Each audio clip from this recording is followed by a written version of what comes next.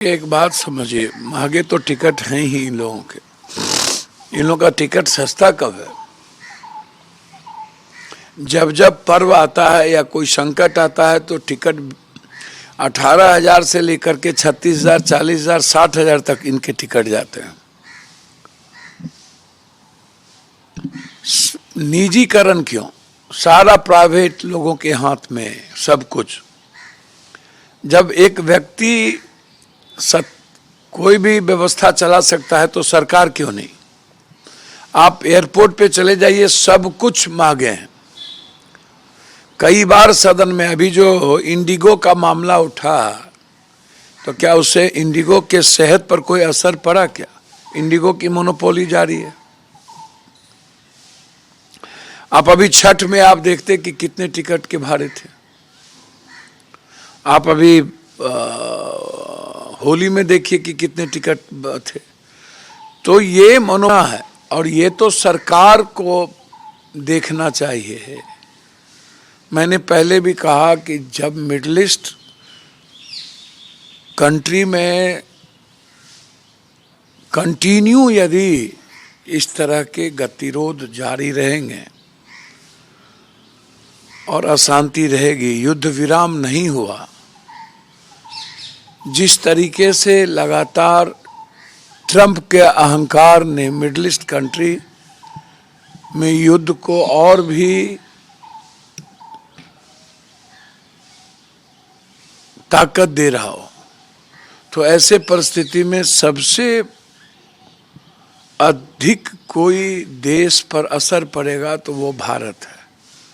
आर्थिक रूप से, गैस के रूप में हो, तेल के रूप में हो, अन्य कई सामग्री है। जैसे हम ईरान को सबसे ज़्यादा उत्तर प्रदेश से हम मीट देते थे तो हमारी इकोनॉमी गई।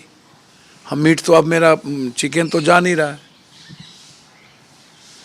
तो हम जो बाहर देते थे उसमें भी हमारी इकोनॉमी गई और जो हम लेते थे हमारा और सब कुछ कोलैप्स कर गया। होटल लगभग बंद होने जा रहे हैं। होटल, अब बेंगलोर और कर्नाटक की स्थिति देखिए कि गैस के कारण क्या स्थिति हो रही है और आम आदमी के जीवन पर गैस के कारण क्या असर पड़ रहा है। तो मिडिल ईस्ट कंट्री का जो यह युद्ध है, इसका विराम आवश्यक है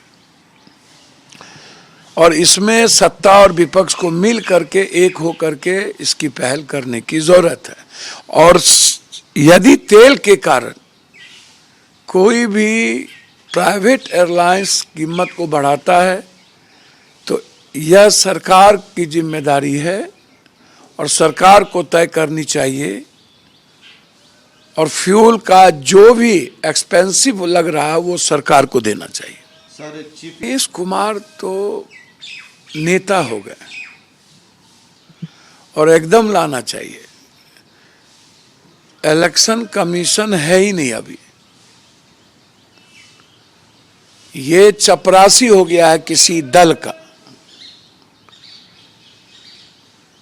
ये उस लायक रह ही नहीं गया। इन्होंने मर्यादाओं को खत्म कर दिया, उन्होंने लोकतांत्रिक मूल्यों को खत्म किया है। इसीलिए हमको तो समझ में नहीं आता है। सूप बाजे तो बाजे, चलियों बाजे। दलाल किस्म के लोग की पहचान बढ़ गई है। 5 स्टार अटेंड करने वाले, सूरा सुंदरी में जिसका पूरा का पूरा भोग हो और दलाली करके शीर्ष पर चढ़ने वाले लोगों का रेस्पेक्ट इस कंट्री में दल में बढ़ गया है, जो खुद ही परोस परोस करके दलाली, कई तरह की दलाली करके पहुंचा है। सूरज को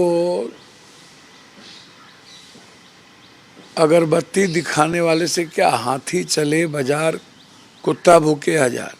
इग्नोर करने की जरूरत है ऐसे चीजों को। देखिए एक बात जानिए, ये सभी संस्थाओं के लिए, देखिए हमारा देश संविधान से चलता है और संविधान की मर्यादाओं में रह करके सभी संस्थाओं को काम करने की जरूरत है।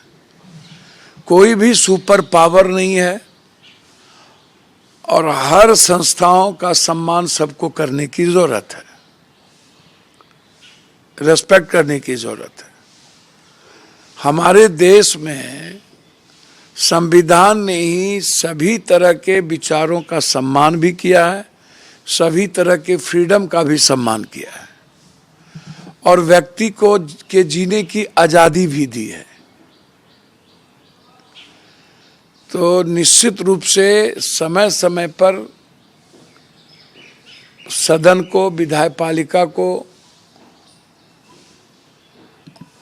कॉन्स्टिट्यूशन में ये राइट है कि हम संसद में बहस कर इस देश को खूबसूरत बनाने की प्रक्रिया को और मजबूत करें और हम इसके पक्षधर हैं। लेकिन हम सबसे बड़ा पक्षधर संविधान की मर्यादाएं और उनके नैतिक मूल्यों को रखें और साथ साथ सभी तरह के वर्ग, समूह, लिंग, भाषा, क्षेत्र और उनकी धार्मिक अभिव्यक्ति की आज़ादी को सुरक्षित रखें।